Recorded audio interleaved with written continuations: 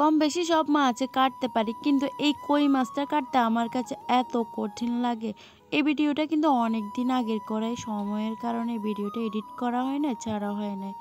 তো একদিন বিকেলবেলা আমার বাবা অনেকগুলো জ্যান্ত কই মাছ এনেছিল।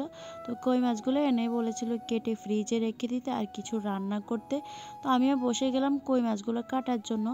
কাটার আগেই কিন্তু এগুলোর মধ্যে আমার মা অনেকগুলো লবণ দিয়েছিল। আধা ঘন্টার মতো রেখে দিয়েছি, কিন্তু একটা কই মাছও মরে নাই।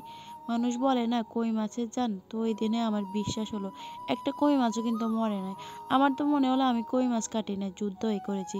তো অনেক কষ্টে সবগুলো মাছ আমি কেটে পুকুর পাড়ে নিয়ে এলাম মাছগুলো ধোয়ার জন্য। অনেক দিন পরে পুকুর পাড়ে এলাম। আমরা তো এমনিতেই কল পাড়ে ধুয়ে নিই, পুকুর পাড়ে যেতে হয় না। তো পুকুর পাড়ে যেয়ে ওই দিন সবগুলো মাছ আমি অনেক সুন্দর করে ধুয়ে নিয়েছি। যেগুলো রান্না করব ওইগুলোর উপর দিয়ে একটু কেটে নিচ্ছিলাম যাতে ভেতরে মশলাগুলো ভালো করে ঢোকে। তো এরপর এখানে লবণ হলুদ মরিচ সব কিছু মাখিয়ে নিয়েছি, কারণ এগুলো ভুনা করব। প্রথমে তো ভেজে নিতে হবে।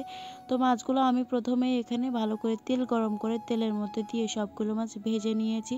এরপর যেই তেলগুলো ছিল ওই তেলের মধ্যেই পেঁয়াজ রসুন কাঁচামরিচ সব কিছু দিয়ে এগুলো ভালো করে ভেজে নিয়েছি।